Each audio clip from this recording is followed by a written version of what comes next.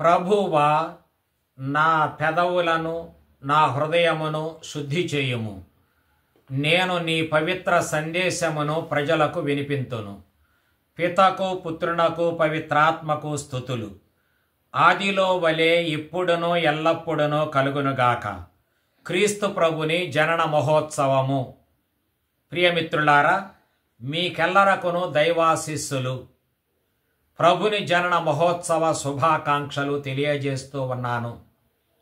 ఈరోజు మన కొరకు రక్షకుడు జన్మించాడు.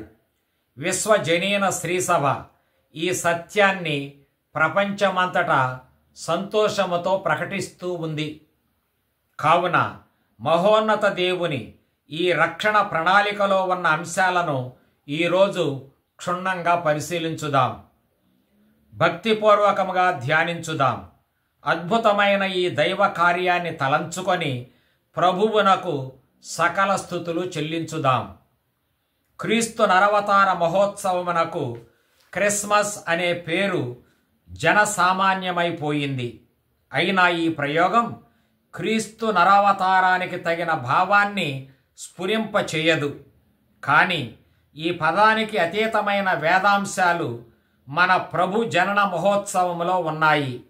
వాటిని ఇప్పుడు మనం పవిత్ర గ్రంథ వచనాల ఆధారంగా అవగతం చేసుకొనటం సమంజసం.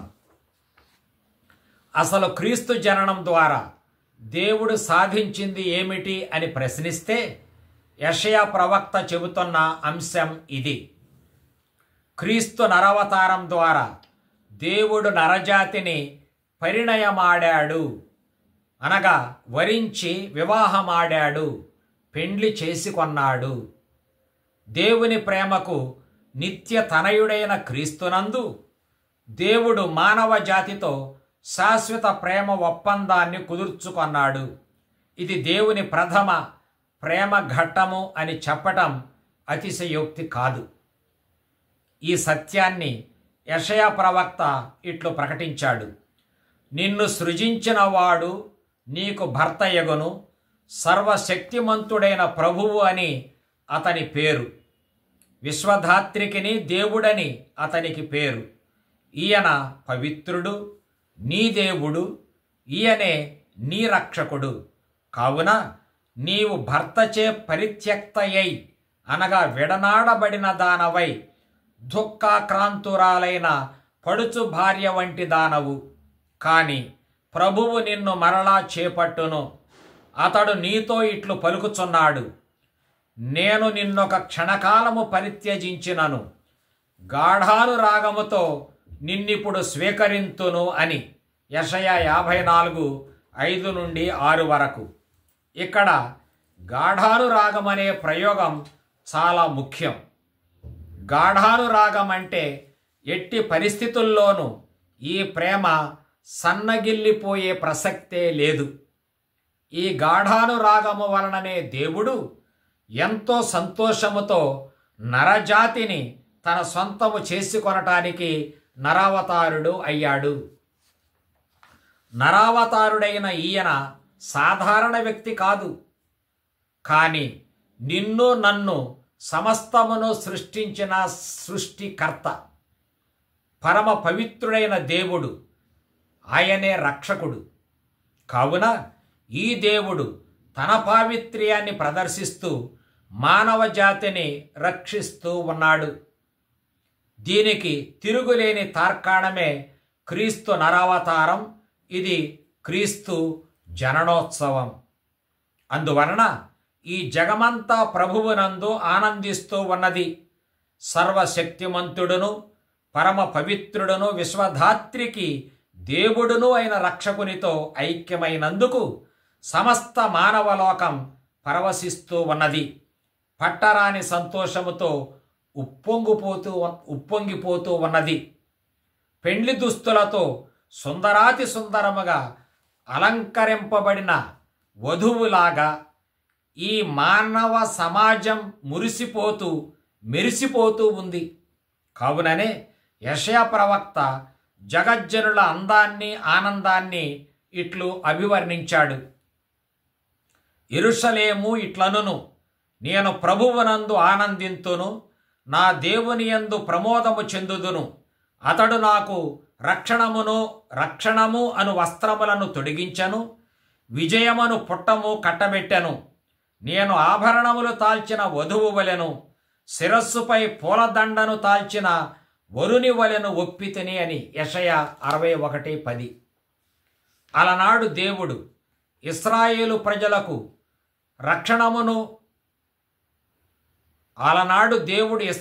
ప్రజలకు కల్పించిన రక్షణమును చూచి యెరూషలేము ఆనందించినది.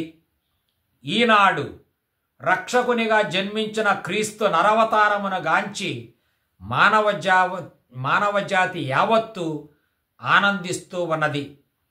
పునీత పౌలు తీతునకు వ్రాసినట్లు క్రీస్తు ద్వారా మనము పవిత్రులము అవుతూ ఉన్నాము. పాపమనే మురికి దుస్తులకు బదులుగా దేవుడు పావిత్ర్యమనే పెండ్లి దుస్తులు మనకు కట్టబెడుతూ ఉన్నాడు. పాపము వలన సాతాను శక్తికి బానిసలమయ్యున్న మనకు విముక్తిని దయచేసి మన పాప విముక్తికి గుర్తుగా రక్షణము అను వస్త్రములను తొడిగించాడు. ఇదంతా క్రీస్తు జననములో మనకు జరుగుతున్న మహోపకారం, మనకు లభిస్తున్న పాప విమోచనం. కనుకనే కీర్తనకారుడు మన హృదయానందాన్ని గూర్చి ఇట్లు ప్రకటించాడు. ప్రభూ, ఆనందగీతముతో ప్రజలు నిన్ను స్తుతింతురు, నిన్ను తలంచుకొని దినమెల్లా సంతసింతురు. నీ న్యాయమును గాంచి హర్షింతురు. నీ అనుగ్రహం వలన వారు తల ఎత్తుకొని తిరుగుదురు అని వివరించాడు. కీర్తన 89:15-17 వరకు. క్రీస్తు నరవతారం ద్వారా దేవుడు మనకు న్యాయం చేస్తూ ఉన్నాడు. దేవుడు మన ఎడల కనబరుచుచున్న కృపాతిశయమునకు గుర్తు ఇది. దీనినే పౌలు గారు తీతుకు వ్రాసిన లేఖలో పేర్కొన్నాడు. మానవాళి యొక్క రక్షణకై దేవుని కృప ప్రత్యక్షమాయను, రుజుమార్గమున పవిత్రమైన జీవితమును గడపవలెనని మనకు ఆ కృప బోధించుచున్నది. సమస్తమైన దుర్నీతి నుండి మనలను విముక్తులను చేసి సత్కార్యములందు ఆసక్తి కల వారినిగా తన కొరకు పవిత్రపరచుకొని తన సొత్తుగా చేసుకొనుటకు క్రీస్తు తనకు తానే మన కొరకు అర్పించుకొనెను అని విశదపరచాడు. తీతుకు వ్రాసిన లేఖ అధ్యాయం 2 వచనాలు 11, 12, 14. ఇక్కడ దేవుని కృప అనే ప్రయోగం ప్రధానమైంది. దేవుని కృప అంటే దేవుని ఉదార ప్రేమ అని అర్థం. అది దేవుని ఉచితానుగ్రహము. డబ్బు చెల్లించకుండా, ఖర్చు లేకుండా దేవుడు మనలను ప్రేమతో ఆదరించటమే దేవుని కృప. ఆయన నరుడై మన మధ్య వసించటం వలన ఆ కృప ప్రత్యక్ష రూపాన్ని తాల్చింది.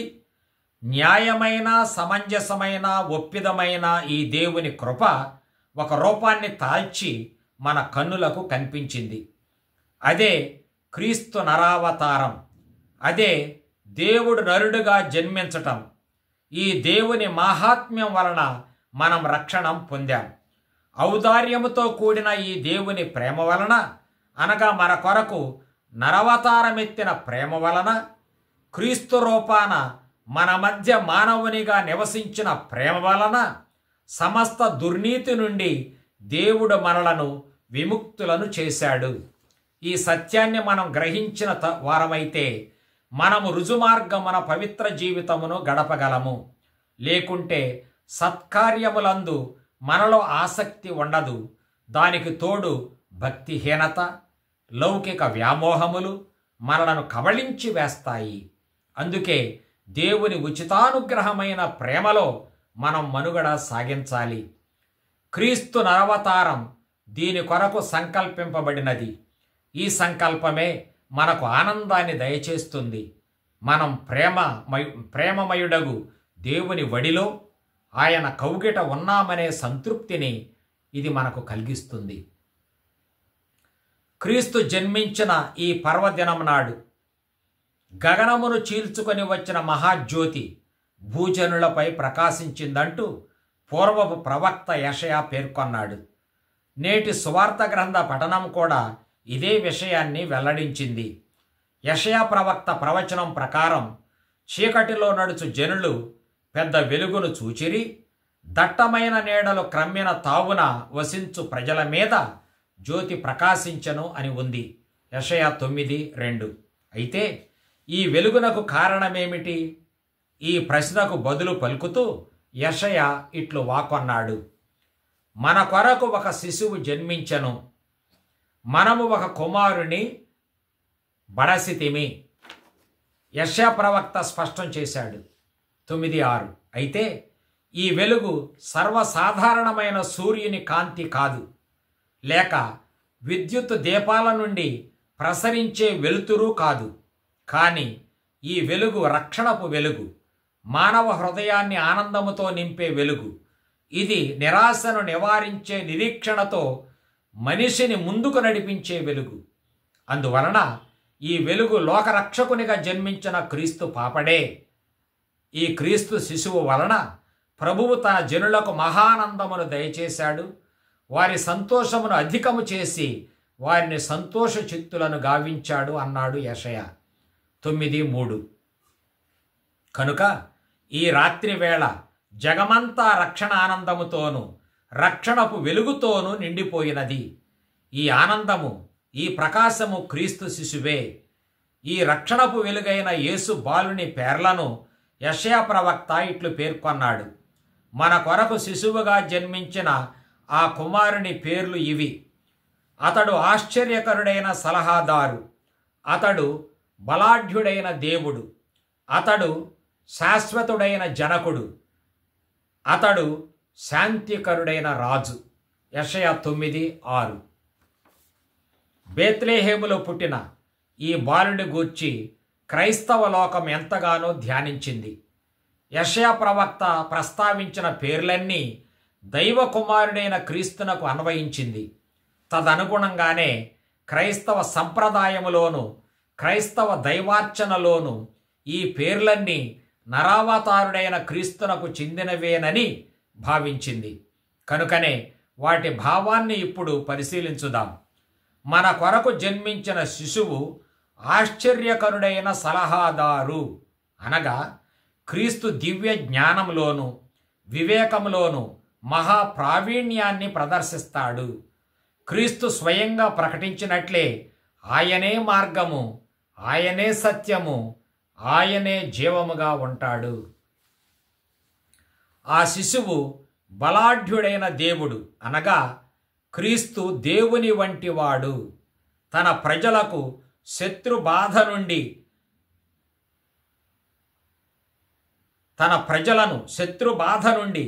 కాపాడుట కొరకు నిరంతరం పోరాడు దివ్య వీరుడు ఈ దేవుడు బలసంపన్నుడు. ఆ శిశువు, ఆ కుమారుడు శాశ్వతుడైన జనకుడు. ఈ ప్రయోగం మన మధ్య సేవకుని వలె జీవించిన నరావతారుడైన క్రీస్తునకు అన్వయం. ఆయన తాను ప్రేమించిన వారి కొరకు ప్రాణాన్ని ధారపోశాడు. తన పితృ స్వభావాన్ని, సౌభ్రాతృత్వాన్ని ప్రదర్శించాడు. అజేయమైన ఆయన ప్రేమ వలననే మనము నూతన జన్మను పొందాము, క్రొత్త జీవాన్ని పోసుకొన్నాము. శాశ్వతుడగు ఈ తండ్రితనము వలననే సమస్త ప్రజలను సముద్ధరింపబడ్డారు. ఆ శిశువు శాంతికరుడైన రాజు. కనుకనే క్రీస్తు మనలను తండ్రితో సఖ్యపరచాడు. తద్వారా ఈయన పాలనలో శాంతి వర్ధిల్లుతుంది. ఇన్ని విధాల పరమార్థం క్రీస్తు నరవతారంలో ఉంది. దీని సారాంశాన్ని మనం ఆస్వాదించాలి. అయితే మనకు ఇక్కడ ఒక ప్రశ్న జనించవచ్చును. క్రీస్తు నరావతారం ఎత్తి 2024 ఏండ్లు నిండిన తరువాత కూడా మానవ సమాజంలో నీతి న్యాయాలు గాని శాంతి సమాధానాలు గాని నెలకొనలేదు. చాలామంది ప్రజల జీవితాల్లో పరపీడనమనే భారమైన కాడి మరింత బరువెక్కిపోతుంది. కఠిన శ్రమలు కలిగించు వారి వలన పనివారి భుజముల మీది దండము గాని కొరడా గాని తొలగింపబడలేదు. శత్రు సైన్యముల చెప్పులు గాని నెత్తురులో తడిసిన దుస్తులను గాని అగ్నిలో భస్మము కాలేదు. కావున నరావతారుడైన ఈ కుమారుని వలన శాంతి నెలకొంటుంది అనటం ఒక భ్రమయేనా అని. దీనికి పాస్కాల్ అనే వేద పండితుడు ఇట్లు సమాధానం చెప్పాడు. సమస్తమును క్రమపరచే దేవుని కార్యక్రమం చాలా మృదువుగాను మధురముగాను ఉంటుంది. దేవుడు మంచి ఆలోచనల ద్వారా మనస్సును క్రమపరుస్తాడు. తన వరప్రసాదము ద్వారా మానవ హృదయాన్ని దైవభక్తితో నింపుతాడు. అంతేగాని ప్రజలను భయపెట్టి గాని, బలవంతం చేసి గాని, హింసించి గాని శాంతిని నెలకొల్పడు. ఆయనే గనుక నియంతగా నరులను క్రమపరిస్తే ఆయన ఒక ఉగ్రవాది అవుతాడే కానీ శాంతికరుడు కాలేడు అన్నాడు ఆ భక్తుడు. కావున క్రీస్తు నరవతారములో పాల్గొనే వారంతా దైవానుగ్రహంతో సహకరిస్తే శాంతిని కనుగొంటారు. దేవుడు స్థాపించే శాంతి, నీతి, న్యాయాల రాజ్యములో వారు భాగస్థులవుతారు. కనుక మనం సమస్త జాతి జనుల రక్షణార్థం రక్షకుని ప్రసాదించిన పంపిన దేవునికి స్తుతులు చెల్లించాలి. ఆయనే సకల ప్రజల ఆనందం, నమ్మకమని క్రొత్త గీతం పాడాలి. దేవునితో సహకరిస్తేనే ఆ శాంతికరుడైన దేవుని శాంతి మన హృదయాల్లో, మనస్సుల్లో స్థిరపడుతుంది. మానవ సహకారం లేనిదే అది బలవంతంగా దేవుడు సాధించడు. కనుక మనం సమస్త జాతి జనుల రక్షణార్థం రక్షకునికి స్తుతులు చెల్లించుదాం. ఆయనే సకల ప్రజల ఆనందం, నమ్మకం అని క్రొత్త గీతాన్ని పాడుకొందాం. కీర్తనకారుడు నుడివినట్లు, విశ్వధాత్రి నీవు ప్రభువు మీద క్రొత్త పాట పాడుము, అనుదినము అతనిని స్తుతింపుము, ప్రతిదినము అతని రక్షణ కార్యమును ఒగ్గడింపుము. ప్రభువు విజయము చేయుటనుగాంచి ఆకాశము ఆనందించునుగాక, భూమి వర్షించునుగాక అని అంటూ జగజ్జనులను ప్రోత్సహించుదాం. కీర్తన 96 1 నుండి 2, 11. క్రీస్తు జన్మించిన రాత్రి ఊరి వెలుపల పంట పొలాలలో గొర్రెలను కాపలా కాస్తున్న కాపరులకు తేజోవంతమైన దర్శనం కలిగింది. పరలోకము నుండి దేవదూత వచ్చి వారి ఎదుట ప్రత్యక్షమయ్యాడు. ప్రభుని మహిమ వారిపై ప్రకాశింపగా వారు మిక్కిలి భయభ్రాంతులయ్యారు. అప్పుడు దేవదూత వారితో భయపడవలదు అని అభయమిచ్చాడు. అవును, దేవుడు మనలను భయకంపితులను చేయాలని కోరుకోడు, కానీ ఆయన శాంతిని, సంతోషాన్ని మనకు అనుగ్రహించాలనే ఆశిస్తాడు. అందువలన దేవదూత కాపరులకు ధైర్యం చెప్పాడు. ఆ తరువాత వారికి అందించిన శుభ సందేశం ఇది. ఇదిగో, సమస్త ప్రజలకు పరమానందమును కలిగించు శుభ సమాచారమును నేను మీకు వినిపించెదను. నేడు దావీదు నగరమున అనగా బేత్లెహేములో మీకు ఒక రక్షకుడు పుట్టాడు, ఆయనే క్రీస్తు ప్రభువు అని. లూకా 2:10-11 వరకు. ఈ రీతిగా యెషయా చెప్పిన ప్రవచనం నెరవేరింది. మన కొరకు ఒక శిశువు జన్మించాడు, చీకటిలో నడుచు ప్రజలపై పెద్ద వెలుగు ప్రకాశించింది. క్రీస్తు నరావతారమే ఆ మహోజ్వల తేజస్సు, అదే పరలోకపు దేవుని మహిమ. దేవుడు ఇంత నిశ్శబ్ద వాతావరణములో దీనస్థితిలో జన్మించటం, దేవుడయ్యుండి కూడా మానవ మాతృనిగా పుట్టటం వివరింప మనకు అలవి కాని విషయం. ఆయన అచ్చం మన వంటి మానవునిగా జన్మించటం వలన ఆయన మనతో ఒకటైపోయాడు. ఆయన మనతో ఉండిపోయి సకల మానవుల రక్షణను సాధిస్తాడు. దేవుని తరపు నుండి యోచిస్తే ఆయన గొప్ప త్యాగమే చేశాడు. ఇదంతా మానవులమైన మన రక్షణం కొరకే. నరావతారములో ఉన్న త్యాగాన్ని, అర్థాన్ని, ప్రేమను యేసు స్వయంగా ఇట్లు వివరించాడు.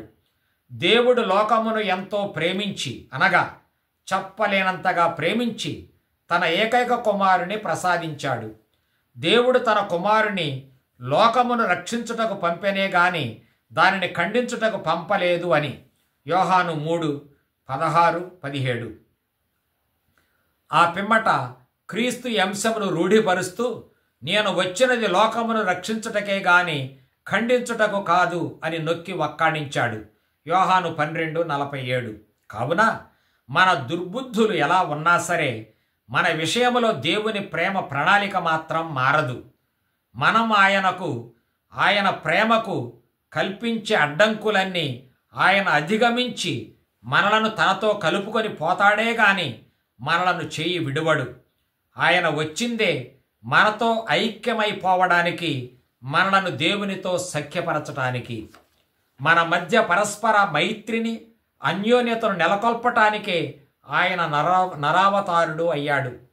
క్రీస్తు నరావతారములో ఉన్న ఈ అంతరార్థాన్ని యెషయా ప్రవక్త ఇట్లు వెల్లడించాడు. అలనాడు యెరూషలేము గాని దానిలోని ప్రజలు గాని ఇప్పుడు మన నగరాలు గాని వాటిలోని ప్రజలు గాని దేవుని చేత తిరస్కరింపబడిన వారుగా తమ్ము తాము ఎంచుకొనకూడదు.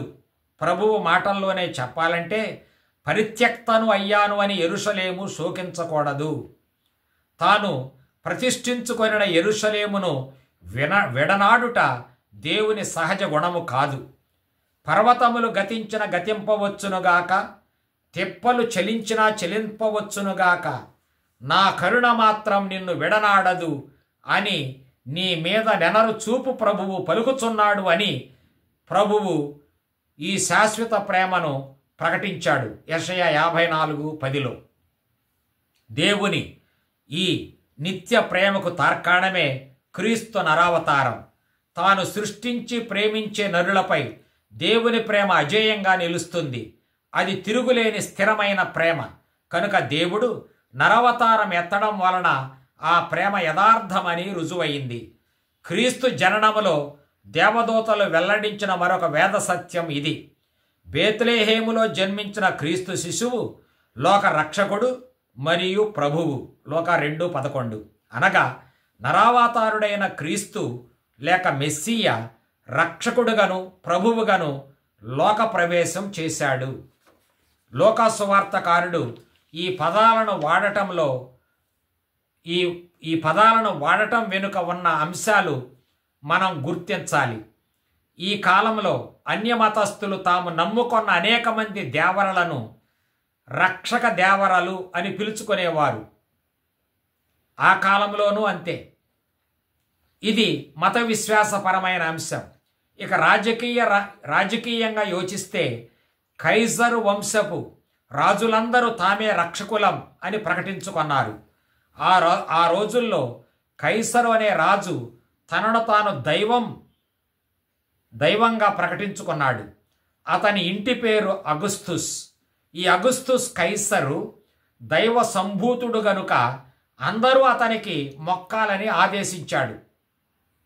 అదే ధీమాతో తన రాజ్యాన్ని శాసించి పరిపాలించాడు. జనాభా లెక్కల సేకరణ కొరకు ఆదేశాలు జారీ చేశాడు. ప్రజలందరి మీద గుత్తాధిపత్యాన్ని ప్రకటించాడు. ఎదురులేని పెత్తనం చలాయిస్తూ రాజకీయ కార్యకలాపాలు నిర్వహించాడు. అతడే సార్వభౌముడు అని తలంచాడు. ఇవన్నీ దృష్టిలో పెట్టుకొనే లోకా సువార్తకారుడు నిజమైన రక్షకుడు, నిజమైన దైవం, నిజమైన రాజు లేక ప్రభువు, సార్వభౌమత్వం గల రాజ్య పాలకుడు బేత్లెహేమున శిశువుగా జన్మించిన పసిపాపడే గాని వేరొకడు కాడని లోక విదితం చేశాడు. రక్షకుడు, ప్రభువు అని పిలువబడటానికి సహజాధికారం, అర్హత కలిగిన వాడు నరావతారుడైన క్రీస్తు ఒక్కడేనని లోకా నొక్కి వక్కాణించాడు. ఇది దేవదూతలు వెల్లడించిన దైవ సందేశం అని స్పష్టం చేశాడు. అంతేకాని అగుస్తుస్ కైసరు గాని అన్యమత దేవరలు గాని రక్షకులు కాలేరు కూడా. లోక సువార్తకారుడు సువార్త గ్రంథంలో 14 సార్లును, అపోస్తుల కార్యాలు గ్రంథంలో 40 సార్లును యేసును రక్షకుడు అనే పేరుతో పిలుస్తాడు. ఈ రక్షకుడు ఏనాడో పుట్టి గతించిన వాడుగా లోక వర్ణించడు. కానీ ఆయన నేడు అనగా ఈరోజు జన్మించిన నేటి రక్షకుడు అని కూడా లోకా సువార్తకారుడు నొక్కి చెప్పాడు. ఈ రీతిగా క్రీస్తు జననం, క్రీస్తు ప్రభుత్వం, క్రీస్తు సార్వభౌమత్వం, క్రీస్తు రక్షణం వర్తమాన కాలానికి చెల్లుతుంది. తరతరాల వరకు అడ్డు లేకుండా కొనసాగుతుంది. లోకా సువార్తకారుని దృఢమైన సందేశం ఇదే. అదే దేవదూతల ప్రకటన సారాంశం. అయితే ఈ రక్షకుడు ఎలాంటివాడు, ఈ రక్షకుని గుర్తించటం ఎలా, ఆయన ఎక్కడ ఉంటాడు అనే ప్రశ్నలకు సమాధానంగా ఈ కొండ గుర్తును లేక ఒక ఆనవాలును ఇచ్చాడు దేవదూత. శిశువు పొత్తిగుడ్డలలో చుట్టబడి పశువుల తొట్టిలో పరుండబెట్టబడి ఉంటాడు అని సూచించాడు. లోకా 2:12. ఈ మాటలు వినగానే గొర్రెల కాపరులు పెద్దగా ఆశ్చర్యపడి ఉండరు. తమ పిల్లలు చాలాసార్లు అలాంటి పాకల్లోనే పుట్టడం వారికి తెలియని విషయమేమీ కాదు. కావున తమలోని వాడే ఒకడు పుట్టి ఉంటాడు అని వారు అనుకొని ఉండవచ్చు. గొర్రెల కాపరుల అవగాహన ఎలా ఉన్నా క్రైస్తవ సమాజం మాత్రం అక్కడ పుట్టిన శిశువులో తప్పిపోయిన గొర్రెలను వెదకి రక్షించటానికి వచ్చిన మంచి కాపరిని గుర్తించింది. లోకా 15:3-7. అంతేకాక గడ్డి పరకల తొట్టిలో పశుల శాలలో పరుండియున్న ఆ చిన్ని శిశువులో దేవుని మాహాత్మ్యాన్ని గుర్తించింది క్రైస్తవ లోకం. ఎందుకంటే దేవుడు మానవ రక్షణ ప్రణాళికను అత్యంత సామాన్యమైన పద్ధతిలో నెరవేరుస్తూ ఉంటాడు. అది గొర్రెల కాపరుల విషయంలో నెరవేరిందని కూడా మనం గుర్తిస్తూ ఉన్నాం. బేత్లెహేములో పుట్టిన క్రీస్తు శిశువును గొర్రెల కాపరులు చూచి దేవుని వైభవమును శ్లాఘించారు, దేవుని మహత్తును స్తుతించారు అని లోకా సువార్తకారుడు పేర్కొన్నాడు. లోకా 2:20. అనగా శిశువు రూపంలో ఉన్న దైవాన్ని వారు గుర్తించగలిగారు. అత్యంత సాధారణ రీతిగా దేవుడు వారికి ప్రత్యక్షమయ్యాడు. దానిని వారు గుర్తించి దేవుని స్తుతించటం, ఆనందానుభూతిని పొందటం విశేషం. ఉదాహరణకు కల్వరి కొండ మీద కూడా ఇదే జరిగింది. యేసు నిస్సహాయ స్థితిలో శిలువకు కఠిన చీలలతో అంటగొట్టబడి బిగ్గరగా అరచి ప్రాణం విడిచాడు. అది చూచినప్పుడు ఎవరైనా ఆయన దైవమని కానీ దైవ కుమారుడని కానీ లోక రక్షకుడు లేక లోక విభుడు అని కానీ అనుకుంటారా? సహజంగా అనుకోరు. కానీ ఇక్కడ కూడా దేవుడు ఎన్నుకొనిన విధానం నెరవేరింది. అది చూచిన శతాధిపతి ఒకడు దేవుని స్తుతించాడు. అతడు తన జీవితమంతా ఆయనను స్తుతిస్తూనే ఉన్నాడు. అంతేకాదు నిశ్చయముగా ఇతడు నీతిమంతుడు అని ప్రపంచం ఎదుట సాక్ష్యం పలికాడు. ఆ సాక్ష్యం నేటికిని చిరస్థాయిగా నిలిచింది. లోకా 23:47. ఈ విధంగా అత్యంత సామాన్యులైన గొర్రెల కాపరులను అన్యుడు అయిన శతాధిపతియును నరవతారుడైన క్రీస్తులో మహోన్నత దేవుని రక్షణ సంకేతాలను గుర్తుపట్టగలిగారు. కావున విశ్వాసులందరూ ఈ నిరాడంబరమైన దేవుని విధానాలపై మౌన ధ్యానం చేయాలన్నదే లోకా సువార్తకారుని సూచన. ఏకాంతంగా ధ్యానించి దేవుడు సామాన్య పద్ధతిలో మన ఎదుట ప్రత్యక్షపరిచే రక్షణ ప్రణాళికను దాని సంకేతాలను అర్థం చేసుకొనటం మనం అభ్యసించాలి. క్రీస్తు జన్మించిన పర్వదినాన పరలోక దూతల సమూహం ప్రత్యక్షమై సర్వేశ్వరుని ఇట్లు స్తుతించింది. మహోన్నత స్థలములో సర్వేశ్వరునికి మహిమ, భూలోకములో ఆయన అనుగ్రహమునకు పాత్రులైన వారికి శాంతి అని అంటూ దూతలు దైవస్థుతులు పాడారు. వీరు దైవస్థుతులు పాడుచుండగా స్వర్గపు వెలుగులు దేదీప్యమానంగా విరజిమ్మాయి, భూమిని వెలిగించాయి, చీకటిని పారద్రోలాయి. ఈ దివ్యజ్యోతి ఇట్లు ప్రకాశిస్తూ ఉండగా భూమి ఆకాశాలు ప్రభుని మహిమతోనూ దైవ సంస్థుతితోనూ నిండిపోయాయి.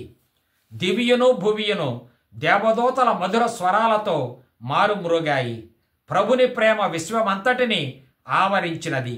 దీనికి సంకేతమే దేవదూతల ఆలాపనము.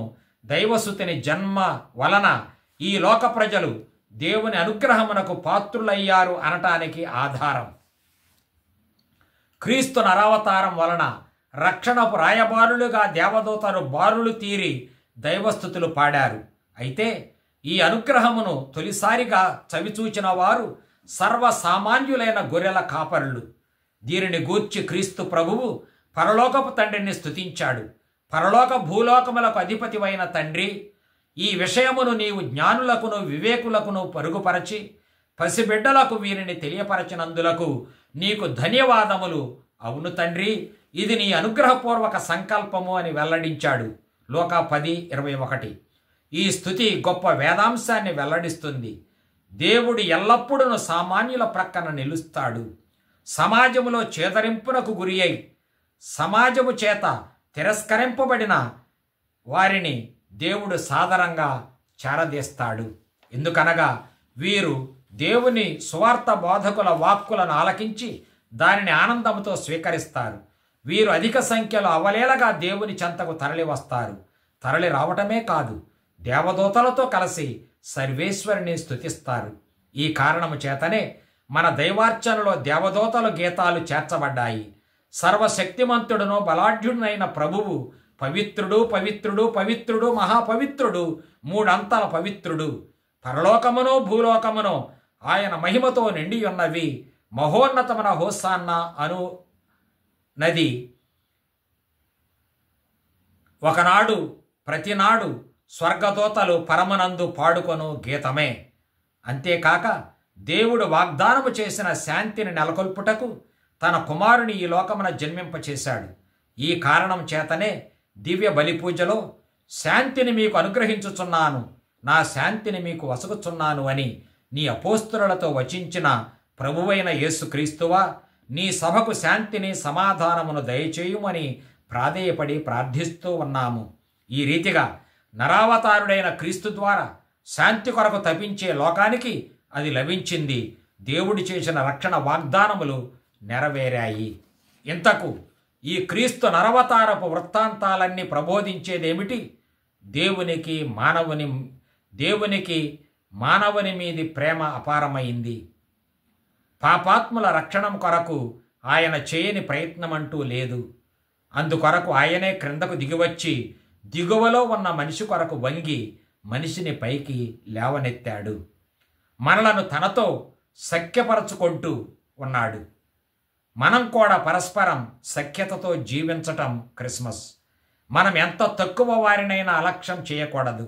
ఎవరిని తక్కువ వారిగా భావించి నిరసించకూడదు. అందరూ దేవుని ప్రేమకు పాత్రులే గనుక మనము దేవుని పేరిట అందరి ఎడల ప్రేమ చూపుతూ ఉండాలి. అనుదినం దేవుడు మన కొరకు చేస్తున్న అద్భుత కార్యాలను గుర్తిస్తూ జీవించాలి. నిరంతరం దేవునికి స్తుతి స్తోత్రాలు చెల్లిస్తూ ప్రభువునందు ఆనందిస్తూ ఉండాలి. ప్రభువే మన ఆనందం, ఆయనే మన రక్ష.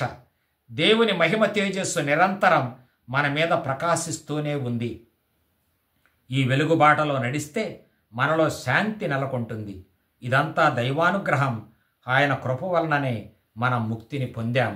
మరొక్కసారి మీకందరకును క్రీస్తు జనన మహోత్సవ శుభాకాంక్షలు, దైవాశీస్సులు.